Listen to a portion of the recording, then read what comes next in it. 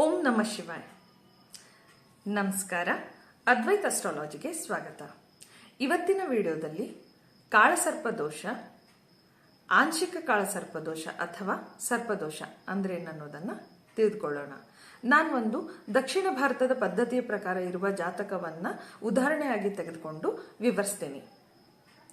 ನನ್ನ ಹಿಂದಿನ ವಿಡಿಯೋದಲ್ಲಿ ನಾನು ಲಗ್ನ ರಾಶಿ ಅಂದ್ರೇನು, ಚಂದ್ರ ರಾಶಿ ಅಂದ್ರೆ ಅನ್ನೋದನ್ನ ವಿವರಿಸಿದ್ದೀನಿ.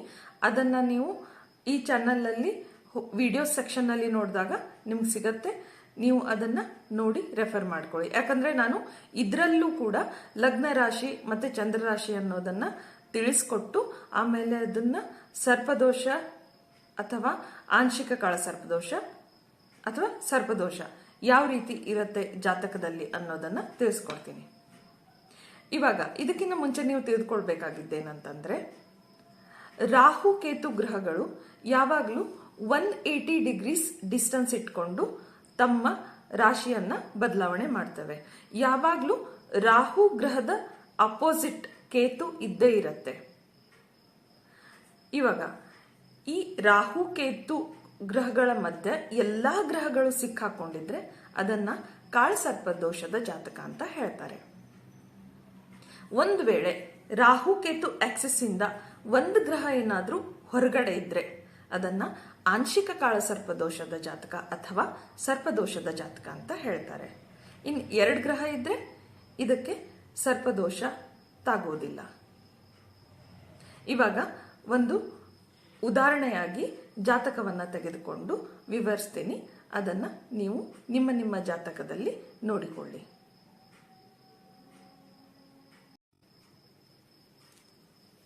ಇದೊಂದು ಮಿಥುನ ಲಗ್ನ ರಾಶಿಯ ಸಿಂಹ ಚಂದ್ರ ರಾಶಿಯ ಜಾತಕ.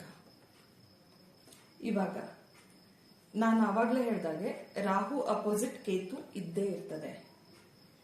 ನಿಮ್ ಜಾತಕದಲ್ಲಿ ಯಾವುದೇ ಜಾಗದಲ್ಲಿ ರಾಹು ಅಂತ ಬರ್ದಿದ್ರೆ ಈ ತರ ಒಂದು ಡಯಾಗ್ನಲ್ ಆಗಿ ಲೈನ್ ಡ್ರಾ ಮಾಡ್ರಿ. ಅವಾಗ ನಿಮ್ಗೆ ಅರ್ಥ ಆಗ್ತದೆ. ರಾಹು ಕೇತು ಗ್ರಹಗಳ ಮಧ್ಯೆ ಎಲ್ಲಾ ಗ್ರಹಗಳು ಸಿಕ್ಕಾಕೊಂಡ್ರೆ ಇದನ್ನ ಕಾಳಸರ್ಪದೋಷದ ಜಾತಕ ಅಂತ ಹೇಳ್ತಾರೆ. ಒಂದ್ ವೇಳೆ ಇವಾಗ ಉದಾಹರಣೆಯಾಗಿ ಈ ಗುರು ಇಲ್ಲಿರೋ ಬದಲು ಇನ್ ಕೇಸ್ ಇಲ್ಲಿತ್ತು ಅಂತ ಇಟ್ಕೊಳ್ಳಿ, ಇದು ಸರ್ಪದೋಷ ಅಥವಾ ಆಂಶಿಕ ಕಾಳಸರ್ಪದೋಷವಿರುವ ಜಾತಕ ಅಂತ ಆಗ್ತದೆ. ಯಾವುದೇ ಜಾಗದಲ್ಲೂ ಇವಾಗ ರಾಹು ಇಲ್ಲಿತ್ತು, ಬೈ ಡಿಫಾಲ್ಟ್ ಕೇತು ಇಲ್ಲಿ ಇದ್ದೇ ಇರತ್ತೆ. ಆಯ್ತಾ? ಈ ತರ ಡ್ರಾ ಮಾಡ್ರಿ. ನೀವು ಈ ತರ ಡಯಾಗ್ನಲಿ ಲೈನ್ ಡ್ರಾ ಮಾಡಿದಾಗ ನಿಮ್ಗೆ ಅರ್ಥ ಆಗ್ತದೆ ಗ್ರಹಗಳು ಆ ರಾಹು ಕೇತು ಗ್ರಹಗಳ ಮಧ್ಯೆ ಸಿಕ್ಕಾಕೊಂಡಿದ್ವೋ ಅಥವಾ ಒಂದು ಗ್ರಹ ಏನಾದ್ರೂ ಆಚೆ ಇದೆಯೋ ನಿಮ್ಗೆ ಗೊತ್ತಾಗ್ತದೆ. ಇವಾಗ ಈ ತರ ಇಲ್ಲಿ ಈ ತರ ನೀವು ಲೈನ್ಸ್ ಡ್ರಾ ಮಾಡಿ ನೋಡಿ, ನಿಮ್ಗೆ ಅರ್ಥ ಆಗ್ತದೆ. ಇವಾಗ ನಾನು ಯಾವ ರೀತಿ ವಿವರಣೆ ಕೊಟ್ಟನಲ್ಲ ಅದನ್ನ ನೀವು ನಿಮ್ಮ ಜಾತಕದಲ್ಲಿ ಅಪ್ಲೈ ಮಾಡಿ ನೋಡ್ರಿ, ನಿಮ್ಗೆ ಅರ್ಥ ಆಗ್ತದೆ. ಯಾರಾದ್ರೂ ನಿಮ್ಗೆ ನಿಮ್ಮ ಜಾತಕದಲ್ಲಿ ಸರ್ಪದೋಷ ಇದೆ ಅಂತ ಹೇಳಿದ್ರೆ ನಿಮ್ಗೆ ಅದು ಸರಿಯೋ ತಪ್ಪೋ ಅನ್ನೋದು ಗೊತ್ತಾಗ್ತದೆ. ಸರ್ವೇ ಜನ ಸುಖಿನೋ ಭವಂತು. ನಮಸ್ಕಾರ.